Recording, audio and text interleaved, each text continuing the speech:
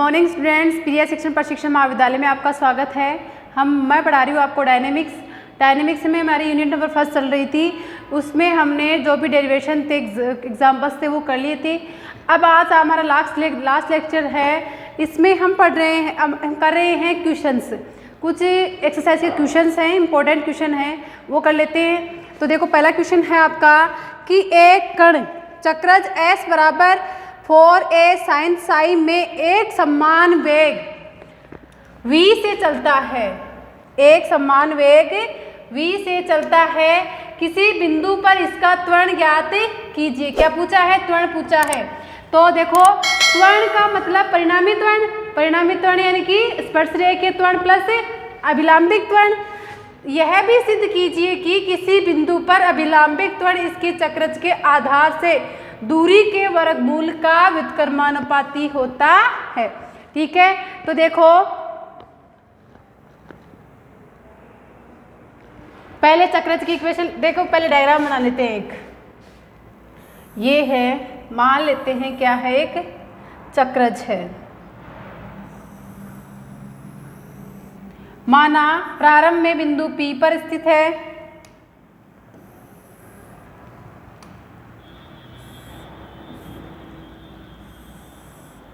बिंदु O पर स्थित है। T समय पश्चात बिंदु P पर पहुंच जाता है, जिसके निर्देशांक मान लिए x और y। ये दूरी y हो गई, ये दूरी आपकी x हो गई, और ये हो गया P A B। ये टोटल दूरी मान लेते हैं हम 2a।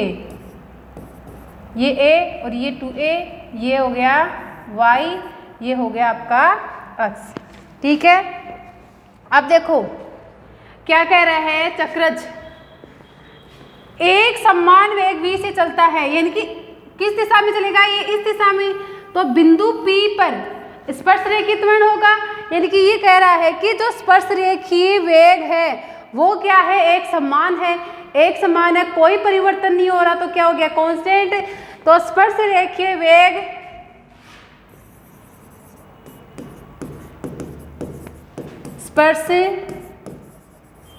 रेखीय वेग बराबर कांस्टेंट। अचर मान लेते हैं k है। ठीक है, तो स्पर्श रेखीय त्वरण क्या होगा? स्पर्श रेखीय त्वरण बराबर, स्पर्श रेखीय त्वरण होता है d2s अपॉन dt स्क्वायर बराबर कितना होगा? 0, क्योंकि इसका डिफरेंशिएशन करेंगे 0 हो जाएगा। अब क्या निकालना है? अभिलंबिक त्वरण। अभिलंबिक त्वरण के पहले चक्रज की इक्वेशन लिख लेते हैं। चक्रज S बराबर आपको दे रखा है 4a sin psi। Equation number first, S बराबर 4a sin psi। तो यहाँ से ds अपॉन d psi बराबर कितना जाएगा? 4a cos psi। समीकरण नंबर 2। समीकरण 1 से देखो, ds अपॉन d psi बराबर 4a cos psi। तो अभिलंबिक त्वरण बराबर क्या होता है?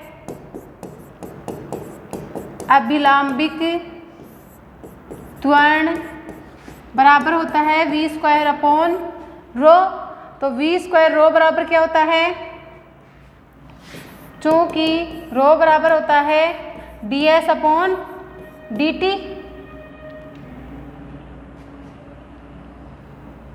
रो बराबर ds upon d psi, sorry, v बराबर ds अपॉन d psi। तो यहाँ रख दो मान। तो अभिलंबिक त्वरण बराबर v square upon ds upon d psi, और ds अपॉन d psi का मान कितना है? 4a cos psi। तो v square upon 4a cos psi। अब क्या पूछा है? परिणामी त्वरण। तो परिणामी त्वरण बराबर under root of d2s upon dt square का whole square plus v square upon rho का होल स्क्वायर।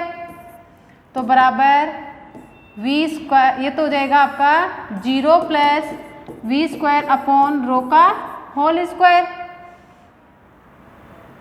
बराबर यहाँ आ जाएगा वी स्क्वायर अपॉन रो, अर्थात इसका मान रख दो वी स्क्वायर अपॉन रो बराबर हमारे पास वैल्यू क्या आ गई, we square upon 4a Kosai. तो परिणामी त्वरण बराबर वी स्क्वायर अपॉन 4a कोस साई। इसको आप और सिंप्लीफाई कर सकते हो। देखो कोस साई होता है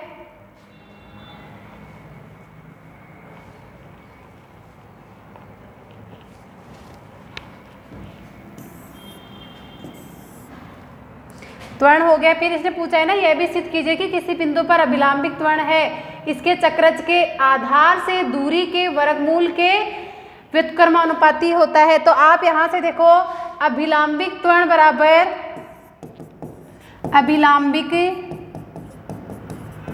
त्वरण बराबर आपके पास आ गया वी स्क्वायर अपॉन 4a कोस साई। तो इसको क्या लिख सकते हैं, बराबर वी स्क्वायर अपॉन 4a कोस साई को क्या लिख सकते हैं, 1 माइनस साइन स्क्वायर साई। देखो समीकरण 1 से साइन साई का मान निकाल सकते हैं। समीकरण 1 आपका ये था s बराबर 4a साइन साई। तो यहाँ से देखो साइन साई बराबर कितना हो जाएगा, s अपॉन 4a। तो यहाँ वैल्यू पुट कर दो साइन साई की।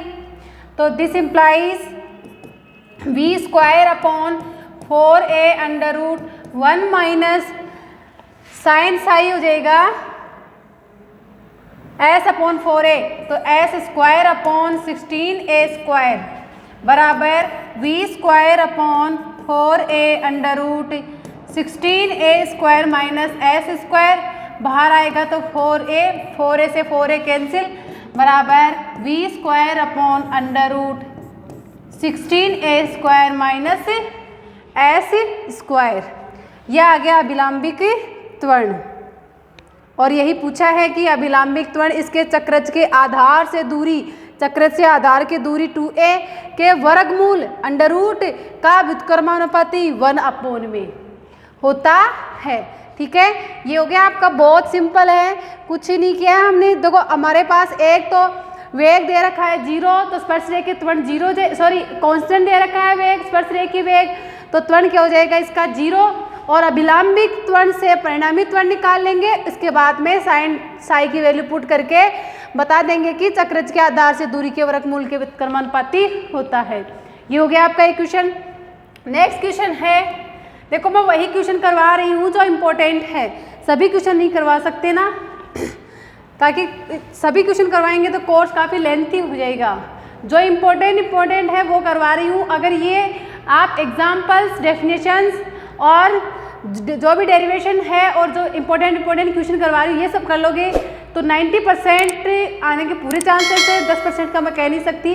तो आप अगर 90% कर सकते हो तो 10% तो छोड़ भी दोगे तो कोई दिक्कत वाली बात नहीं है, लेकिन 90% अच्छे से क्लियर हो जाएगा आपका।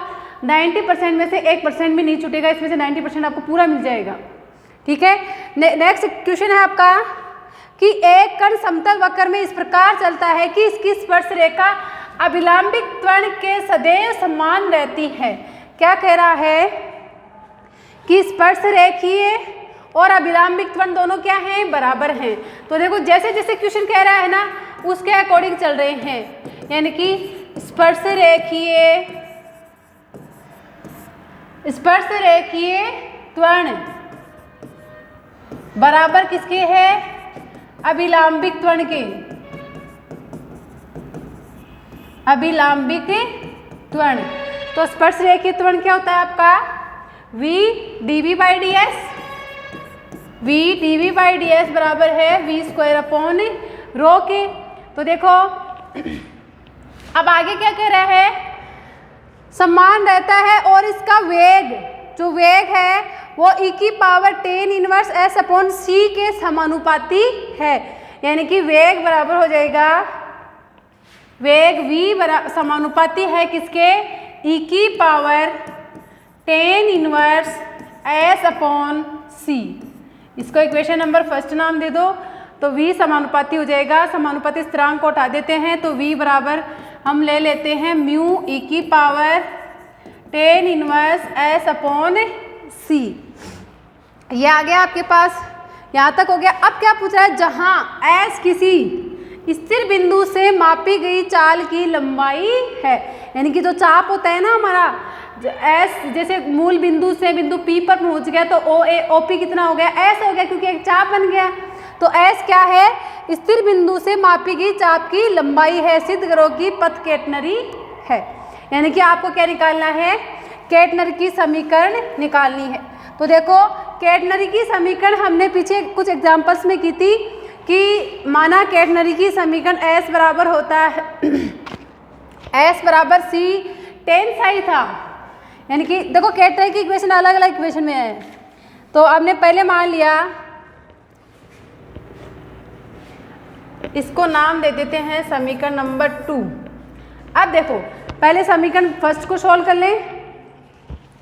समीकरण 1 से, समीकरण 1 से क्या जाएगा, v dv by D S बराबर वी स्क्वायर अपॉन रो, एक v से एक v कैंसिल, यानी कि आपके पास आ गया dv बराबर dv upon v, dv upon v बराबर आ गया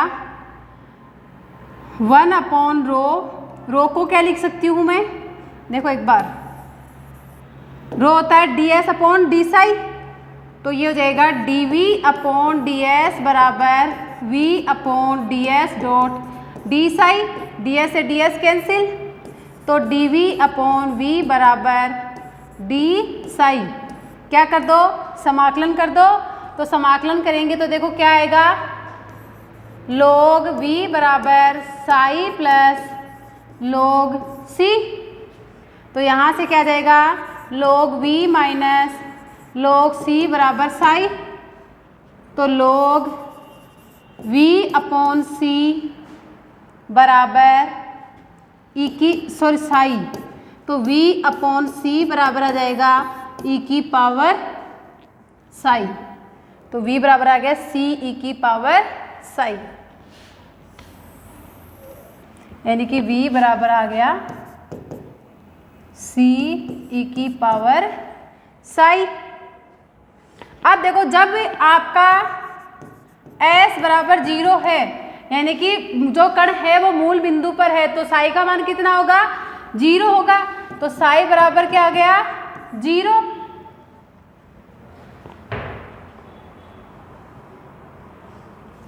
साई बराबर हो गया आपका, एक मिनट, v बराबर आ गया, इसको इक्वेशन नाम दे देते एक बार, बाद में निकलेंगे इसके मान। ये हो गया आपका इक्वेशन नंबर 3। अब देखो जो v का मान है हम किस में रख दे, समीकरण 2 से, यहाँ v का मान रख दे, समीकरण 2 से v का मान रखने पर तो क्या आएगा, देखो v का मान रखिए, v बराबर क्या है, mu tan inverse s upon c, तो यहाँ रख दो म्यू ई की पावर में है, सॉरी, म्यू ई की power tan inverse s upon c बराबर सी ई की पावर साई। समीकरण 3 में ही तो रखा है ना इसका मान। अब देखो, अब सोल्व कर लो इसको, s बराबर 0 पर साई बराबर 0, तो यहाँ e की पावर 0 वन हो जाएगा, यानी कि म्यू बराबर आ जाएगा, यहाँ वन हो जाएगा c, तो म्यू बराबर c, अतः म्यू की जगह आप रख दोगे c, तो यहाँ आ जाएगा c e की power tan inverse s upon c बराबर c e की पावर साई, c से c कैंसिल हो गया। देखो दोनों e की पावर में है, तो ये आ जाएगा tan inverse s upon c बराबर साई, यानी कि s अपॉन c बराबर टेन साई। s बराबर आ गया आपके पास c टेन साई। ये किसकी इक्वेशन आ गई, केटनरी की इक्वेशन S बराबर tan psi, यही क्या है आपके केटनरी का समीकरण है। ठीक है, देखो जैसे जैसे क्वेश्चन कह रहा है ना आप उसके अकॉर्डिंग चलो, जैसे जैसे क्वेश्चन कह रहा है उसके अकॉर्डिंग चलते जाओगे तो आपका क्वेश्चन सॉल्व होता जाएगा। लेकिन आप इसमें क्या होती है, लैंग्वेज दी हुई होती है, उसको आपको मैथमेटिकली लिखना पड़ता है। जैसे इसमें ये लिखा ना कि अभिलंबिक जो स्पर्श रेखीय तथा अभिलंबिक तल सदैव समान रहते हैं, तो इसमें ये लिखा है, यह नहीं लिखा कि d2s अपॉन dt स्क्वायर बराबर होता है v स्क्वायर अपॉन रो के। ये तो आपको खुद को ध्यान में रखना पड़ेगा कि स्पर्श रेखीय त्वरण क्या होता है और अभिलंबिक त्वरण क्या होता है। ठीक है, तो आप क्वेश्चन की लैंग्वेज को समझो, जैसे जैसे क्वेश्चन कह रहा है उसके अकॉर्डिंग चलते रहो, तो इक्वेशन आपको आसानी से सोल्व हो जाएगी। ठीक है, अतः क्या हो गई आपकी केटनरी की इक्वेशन आ गई, कुछ ही नहीं, दोनों को बराबर कर दिया हमने। हमें इक्वेशन दी हुई है कि इसका वेग है किसके समानुपाती होता है, वेग देखो v समानुपाती e की power tan inverse s upon c, और v बराबर एक स्थिरांक ले लिया म्यू। अब समीकरण 1 को सोल्व कर लिया इंटीग्रेशन करके, यहाँ से इन दोनों की वैल्यू बराबर रख दी, यहाँ पे भी v बराबर आ गया, यहाँ पे भी v बराबर आ गया, और आगे इक्वेशन को सोल्व कर लिया, वो आ गई आपकी केटनरी की इक्वेशन। ठीक है, इस लेक्चर में हमने 2 क्वेश्चंस कर लिए हैं और एक दो क्वेश्चन और इम्पोर्टेंट हैं जो मैं आपको नेक्स्ट वीडियो में करवाऊंगी। इसमें 2 ही हैं, इनमें आपके अगर कोई भी डाउट हो तो आप मुझे पूछ सकते हो। धन्यवाद।